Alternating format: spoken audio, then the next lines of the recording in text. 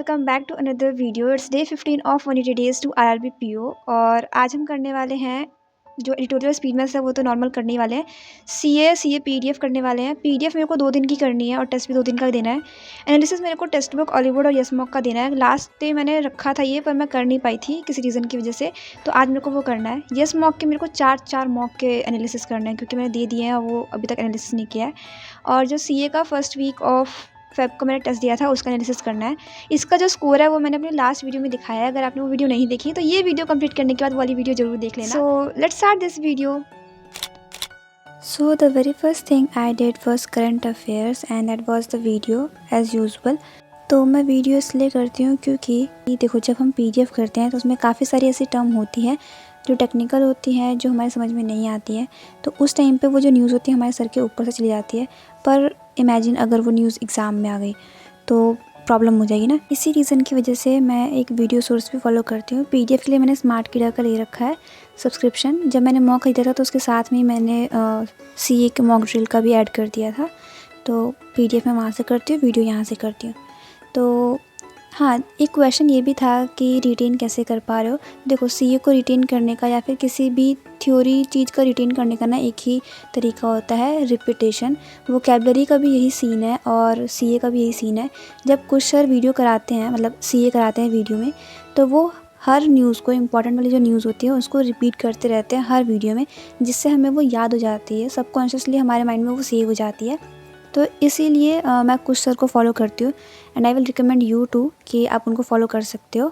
BA के लिए भी आप उनको फॉलो कर सकते हो। He is one of the best faculty. तो आज के जो 3 क्वेश्चन मैं सीए के पूछने वाली हूँ वो ये है कि पहला question, how many hours we spend on mobile devices according to the report of census towers.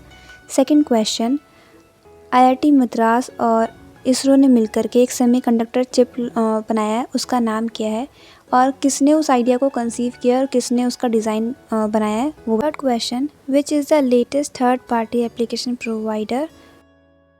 फिर वीडियो कंप्लीट करने के बाद मैंने अपने लिए चाय बनाई। 2-3 दिन से मेरा थोड़ा सर दर्द हो रहा है, इस वजह से मैंने थोड़ा शाम होने से पहले ही चाय बना ली और फिर चाय पीते पीते फिर मैंने स्पीड मैथ्स की वीडियो कर ली थी। तो जब तक मेरी चाय ख़त्म हुई तब तक मेरी स्पीड मैथ्स की वीडियो ख़त्म हो गई थी। So being a final semester regular college student, my schedule is completely तहस नहस। होता क्या है, मेरे को जिस दिन सुबह कॉलेज जाना होता है उस दिन मैं रात को 1-2 बजे तक ही मैथ्स चेक पाती हूँ और उसके बाद फिर सुबह कॉलेज निकलना पड़ता है। और जिस दिन अगले दिन कॉलेज नहीं जाना होता है मैं रात को देर तक पढ़ पाती हूँ। तो I am in a situation जहाँ पे मुझे समझ नहीं आ रहा है कि मैं क्या करूँ। मैं सुबह उठ के भी नहीं पढ़ पाती हूँ क्योंकि 2-3 रीज़न है। पहला, मैं सुबह में प्रोडक्टिव फील नहीं करती। लाइक मैं एक बारी 4-5 बजे भी उठी थी पर मेरे से नहीं हुआ था। सेकंड, मेरे तरफ के एरिया में सुबह में काफ़ी शोर होता है। थर्ड, कि मेरे से उठा भी नहीं जाता है सुबह जल्दी। तो ये कुछ रीज़न है जिसकी वजह से मैं सुबह नहीं पढ़ पाती। मेरा एग्ज़ाम है वो मई में ख़त्म होगा और मुझे किसी ने कहा था कि कमेंट सेक्शन में कि जो कॉलेज का जो रिज़ल्ट है यानी ग्रेजुएशन का जो रिज़ल्ट है वो इंटरव्यू से पहले आ जाना चाहिए। तो ठीक है, बट फिर किसी ने बोला कि नहीं, डिस्क्वालीफाई कर देंगे। So if any of you know the exact thing then do let me know in the comment section. मेरा जो एग्ज़ाम है देखो मई में ख़त्म हो जाएगा और जो आरआरबी पीओ का जो एग्ज़ाम होगा वो जुलाई एंड और अगस्त स्टार्टिंग में है। तो ऑलमोस्ट 2 महीने हैं। यूजुअली तो लास्ट वीडियो में मैंने गलती से वो 1 महीना बता दिया था, जून कंसिडर कर लिया था। तो ऑलमोस्ट 2 महीने हैं, रिज़ल्ट आ जाना चाहिए। बट वही प्रॉब्लम है ना कि अगर थोड़ा भी आगे पीछे हो गया तो सब कुछ खेल बिगड़ जाएगा। सो if any of you know what is the exact thing, like कि इंटरव्यू के टाइम तक रिज़ल्ट आना चाहिए या फिर जब हम अपेयर करेंगे प्री के लिए तब तक रिज़ल्ट आना चाहिए। So do let me know in the comment section. तो यहाँ कर रही थी मैं सीए पीडीएफ स्मार्ट कीड़ा से और जैसा कि मैंने बताया था कि मैंने टू डू लिस्ट में 4 मॉक रखे एनालिसिस करने के लिए, यस मॉक के। पर जो हम टू डू लिस्ट में बनाते हैं ना, यूजुअली ऐसा नहीं होता कि वही ही फॉलो होगा। हम ना थोड़ा बहुत आगे पीछे कर देते हैं, लाइक एंड में आते आते हमारा प्लान चेंज हो जाता है या कुछ भी, तो उसकी वजह से चेंजेस हो जाते हैं। और सेम वही मेरे साथ भी हुआ है। मेरी भी टू डू लिस्ट एंड में आते आते थोड़ी चेंज हो गई थी। तो ये करने के बाद फिर मैंने ब्रेक लिया, खाना वाना खाया और रात के 9:30 बज चुके थे। फिर मैंने ये सीए का टेस्ट दिया था जिसमें मेरे 7.5 मार्क्स आए थे। स्मार्ट कीड़ा में जो क्वेश्चन का लेवल होता है वो काफ़ी अच्छा होता है, मतलब बहुत डिटेल में क्वेश्चन पूछे जाते हैं। तो मेरे स्कोर तो हमेशा ऐसे ही होते हैं, 10, 7, 8 ऐसे वाले। Also, I have shared link of my Telegram channel in the description where I share to-do list daily, so you can join that channel. Also, there is a group where you can talk with your fellow bank aspirants, so you may join. उसके बाद 10 से 11 मेरा थोड़ा काम था अलग से, तो मेरे को वो करना था। फिर 11 बजे से मैंने स्टार्ट किया मॉक का एनालिसिस करना। अभी क्या हो रहा है ना, इतने अलग अलग प्लेटफॉर्म पे इतने ज़्यादा मॉक चल रहे हैं ना, लाइव मॉक, तो मेरे को बिल्कुल भी टाइम नहीं मिल रहा है कि मैं एनालिसिस कर पाऊँ। मेरे पास Testbook, Oliveboard, yes mock, Guidely, practice mock, सबके ऐसे मॉक दे के ना एनालिसिस वाले बच रखे थे। यस मॉक के तो 4 बचे हुए हैं, गाइडली के तो सारे के सारे बचे हैं एक छोड़ करके। तो उसके चक्कर में ना मैंने सोचा पहले टेक्स्ट बुक और ऑलिव बोर्ड वाला ये प्रैक्टिस मॉक वाला निपटाते हैं, फिर यस मॉक का एक साथ देखेंगे, फिर गाइडली का एक साथ देखेंगे।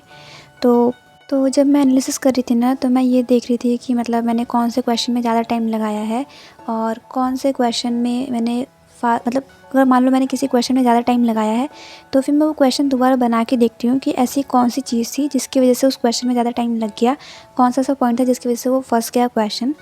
पहला चीज़ ये होता है।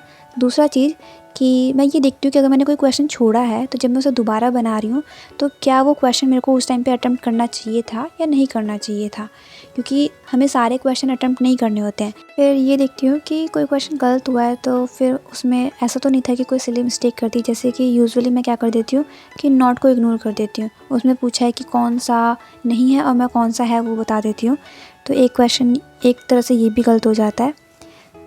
फिर मैं एक पज़ल मतलब एक रीजनिंग वाला जो सेक्शन था उसका एनालिसिस करी थी, तो उसमें एक पज़ल था जिसमें कि ऐसे ईयर वाला पज़ल था। तो मैंने जब मॉक दिया था ना, तब भी मैंने पता है क्या किया था, 2000 के बाद 2001 नहीं लिखा, 2002 से स्टार्ट कर दिया। और जब मैं मॉक का एनालिसिस करते टाइम पे भी जब मैं कर रही थी ना वो क्वेश्चन दोबारा से, तब भी मैंने वही सेम मिस्टेक की। तो मतलब मुझे तो तब मैं इतनी ज़्यादा हैरान थी कि जो मिस्टेक मैंने मॉक के टाइम पे की, वही एनालिसिस के टाइम पे भी की है। तो ये पॉसिबल कैसे कि मतलब मेरा दोनों टाइम पे दिमाग ऐसे चल गया कि 2001 मैंने मिस कर दिया। तो एक ये चीज़ भी मेरे सामने आई। फिर तीसरी चीज़ पता चली कि मैं जल्दबाजी में क्या करती हूँ, कुछ का कुछ टिक कर देती हूँ। मेरे को टिक करना होता है सेकंड, मैं टिक कर देती हूँ थर्ड। ये मेरे साथ काफ़ी बार ये हो चुका है। और एक तो मेरे को इतनी जल्दी होती ना कि मेरे को सारे क्वेश्चन अटेम्प्ट करने हैं, उसके चक्कर में मेरा नेगेटिव भी लग जाता है और मेरे क्वेश्चन भी और गलत हो जाते हैं। जैसे क्या होता है, मैं जल्दी जल्दी में करने की कोशिश करती हूँ, मेरे आंसर गलत आने लग जाते हैं। फिर टाइम तो बर्बाद हो ही गया। मैं अपने दिमाग को कितना भी समझा लूँ कि नहीं मेरे को कम अटेम्प्ट करने हैं पर सही से अटेम्प्ट करने हैं, पर नहीं, मेरा दिमाग जो है पूरे अटेम्प्ट करने के चक्कर में पड़ा रहता है और उसके चक्कर में फिर मैं गलत कर देती हूँ। फिर एक और सिली मिस्टेक एक पज़ल में थी, उसमें पूछा था कि राइट हैंड से सेकंड वाला कौन सा है, मैंने लेफ़्ट हैंड से बता दिया।